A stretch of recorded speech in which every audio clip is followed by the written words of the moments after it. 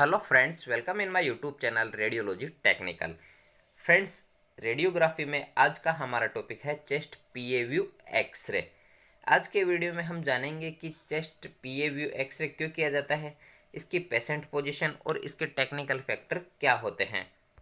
तो वीडियो को लास्ट तक ज़रूर देखें और रेडियोलॉजी टेक्निकल चैनल को सब्सक्राइब जरूर करें। तो आइए जानते हैं चेस्ट पीए व्यू एक्सरे के बारे में।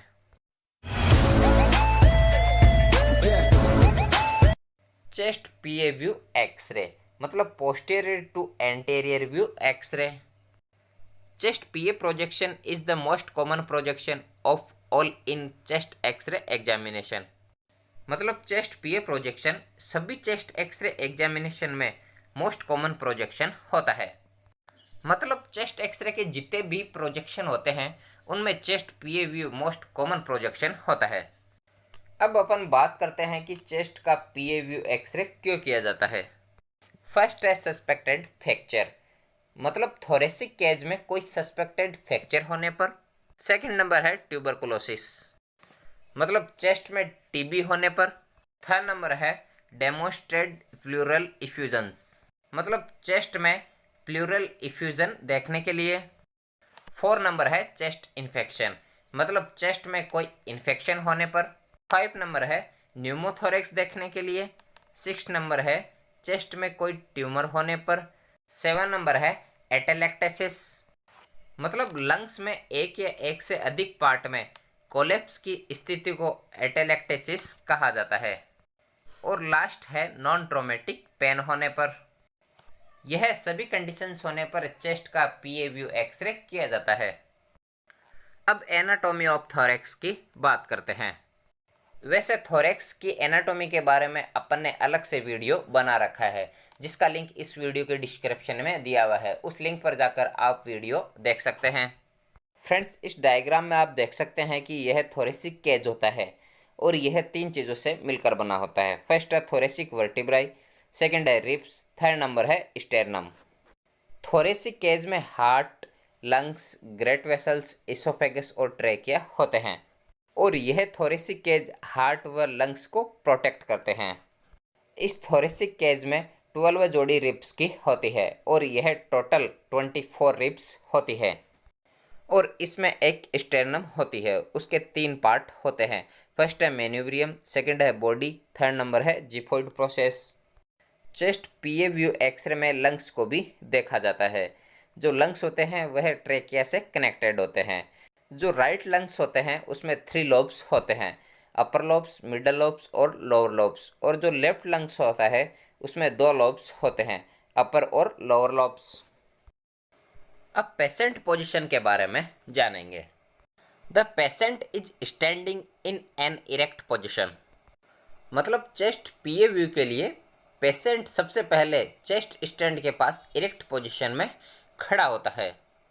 The facing towards a vertical image receptor, मतलब पेशेंट का फेस वर्टिकल इमेज रिसेप्टर की तरफ किया जाता है। The upper border of image receptor should be 2 inch above the level of the shoulder, मतलब इमेज रिसेप्टर का अपर बॉर्डर शोल्डर जॉइंट से 2 इंच ऊपर होना चाहिए, जिससे चेस्ट का एपेक्स इमेज रिसेप्टर के फील्ड में ही रहेगा।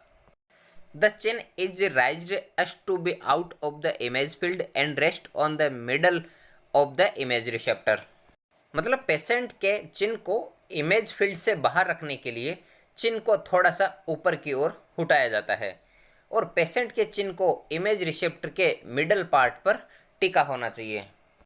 इस डायग्राम में आप देख सकते हैं कि जो पेशेंट का फेस होता है वह इमेज रिसेप्टर की तरफ होता है और जो इमेज रिसेप्टर का अपर बॉर्डर होता है वह शोल्डर जॉइंट से 2 इंच ऊपर होता है। और पेशेंट का चिन इमेज फील्ड से बाहर रखने के लिए पेशेंट का चिन होता है वह ऊपर की ओर उठा हुआ होना चाहिए और इमेज रिसेप्टर के मिडल पार्ट पर होना चाहिए। The x-ray tube is positioned behind the patient, मतलब जो एक्सरे ट्यूब होती है वह पेशेंट के पीछे की ओर स्थित होती है।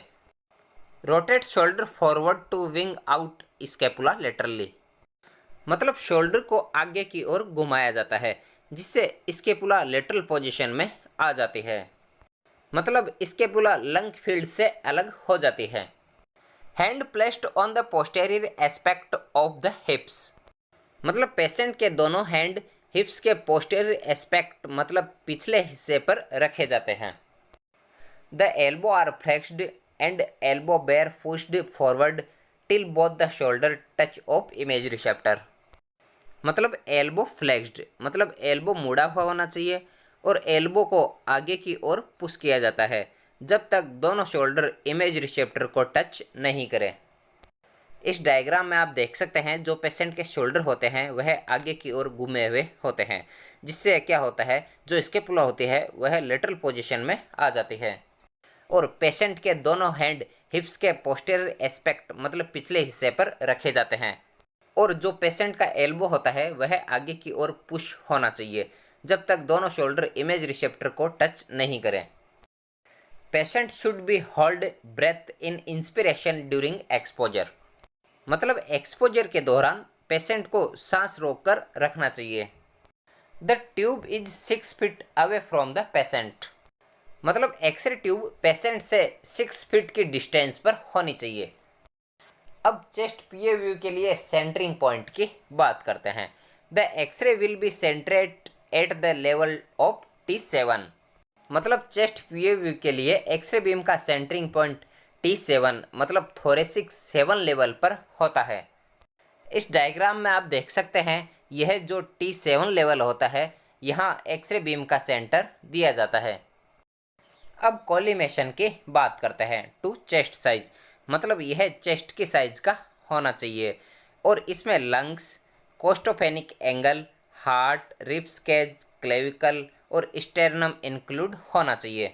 नेक्स्ट है image receptor size. Chest PA view के लिए इमेज रिसेप्टर की साइज 12 × 15 इंच और 14 × 17 इंच यूज की जाती है। नेक्स्ट है ओरिएंटेशन ऑफ आईआर, यह पोर्ट्रेट होना चाहिए और इसमें सिंगल प्रोजेक्शन ही लिया जाता है। नेक्स्ट है gonadal shielding, place lead shields over patient to shields gonads, मतलब पेशेंट के गोनाड्स को स्कैटर रेडिएशन प्रोटेक्शन के लिए पेशेंट के ऊपर लेड शील्ड्स लगाना चाहिए और यह पेल्विक एरिया पर लगाना चाहिए। इस डायग्राम में आप देख सकते हैं इस प्रकार गोनाड्स पर लेड शील्ड्स लगाना चाहिए। नेक्स्ट है मार्कर, राइट या लेफ्ट मार्कर कैसेट पर लगाना चाहिए। नेक्स्ट है exposure factor. Chest PA view के लिए 60 से 65 kVp और 16 से 20 mAs का यूज किया जाता है और यह एक्सपोजर फैक्टर पेशेंट की थिकनेस पर भी डिपेंड करते हैं। नेक्स्ट है FFD, मतलब फिल्म टू फोकल डिस्टेंस, यह 180 सेंटीमीटर होनी चाहिए, मतलब 72 इंच होनी चाहिए।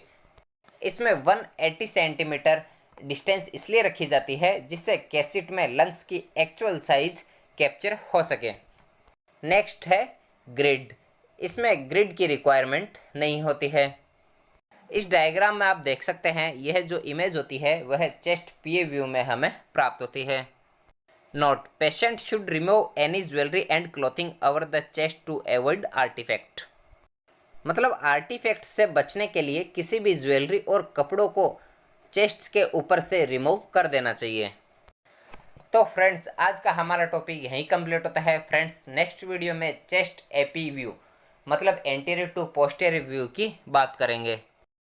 फ्रेंड्स अगर आपको आज का वीडियो अच्छा लगे तो वीडियो को लाइक, शेयर और रेडियोलॉजी टेक्निकल चैनल को सब्सक्राइब जरूर करें और इसके बेल आइकन पर क्लिक करें जिससे आने वाली मेरी नेक्स्ट सभी वीडियो का नोटिफिकेशन आपको मिलता रहेगा।